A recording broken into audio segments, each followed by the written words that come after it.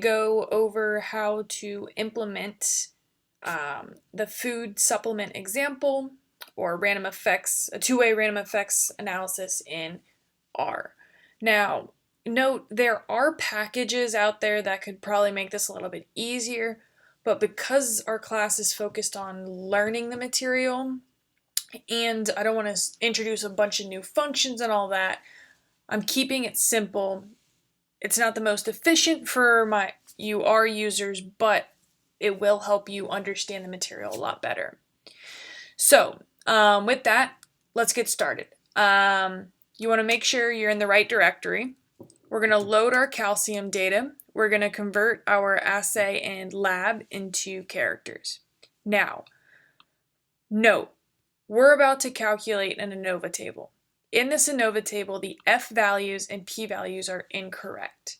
They're incorrect because this code right here is treating assay, lab, and the interaction as fixed.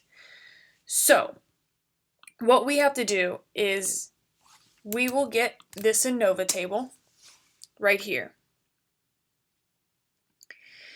The degrees of freedom, the sums of squares, and the mean squares are correct. It's the F values and the P values that are not. So let me just highlight this a little bit more. So in this is correct. We are going to keep these values.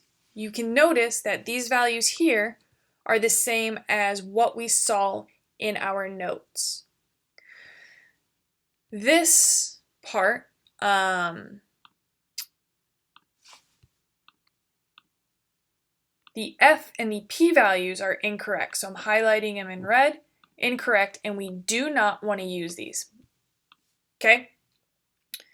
What's happening, hopefully you'll notice, is if this was a fixed effect, i.e. back to lesson 7, this F value right here is calculated by taking this MS of the assay divided by the residual. But we know, based on our notes and our understanding of random effects in the analysis, that that's not correct under a random effects analysis. So what we have to do is we have to do a little bit of work, and it's not hard. It's just using what we know. So if we were going to calculate the F test or P value for interaction, we know that the F test is MSAB divided by MSE. So we go to this table, we figure out what our MSAB is, which is 0.41, and we store it in a variable called MSAB. And then we look at what the MSE is, which is found right here in the Anova table. Okay? We find our F test by dividing those two, and I'll show you that this is what we get from, as in our example. Then you can also calculate the p-value. Okay, how the p-value function works is you're going to put your F test, then you're going to put your degrees of freedom for your numerator, your degrees of freedom for your denominator, and then this lower tail is false.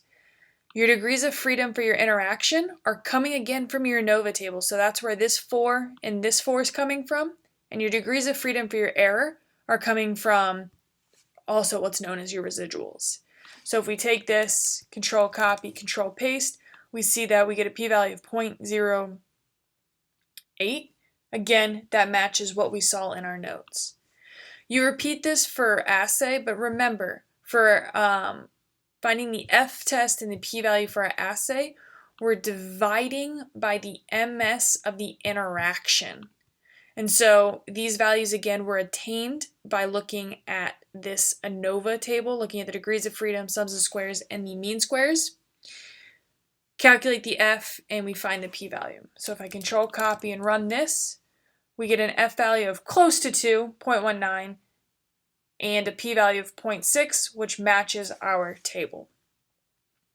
We can repeat this again for our lab. So we're getting this lab MS, or MS lab, from our Anova table. Again, we're not looking at the F value and P value generated. and we're just running this. I'm running it and getting an error because I didn't run the first part. Boom. So F value of 9.2 and a P value of 0.031. All right. So that's how you're going to get your F values and P values.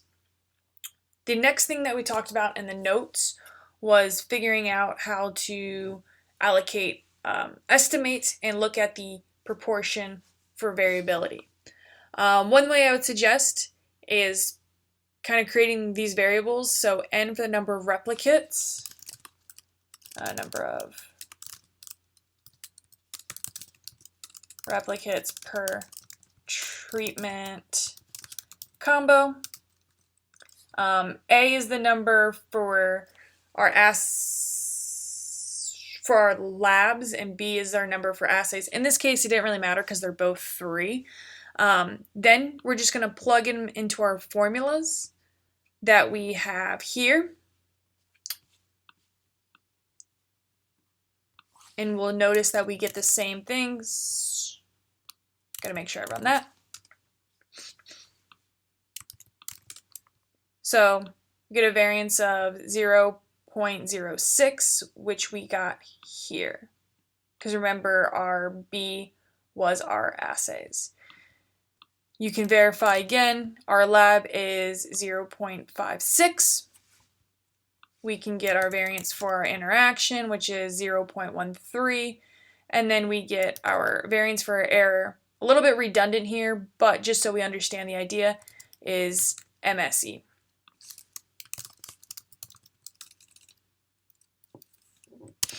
To figure out the proportions, you would just sum up all the variances, label it as the variance of y, and then again, it's just following the formulas. Here, we'll see that we get 62. Now, here's the proportion of variability. If we want the percentage, which I asked for in your homework, you're going to have to take this number and multiply it by 100. So you get 62.5%. And that concludes how we're going to do a random effects for our class. Again, there are there are functions out there that will do random effects for you, but I'm choosing to do it this way for our class just to re-emphasize certain topics.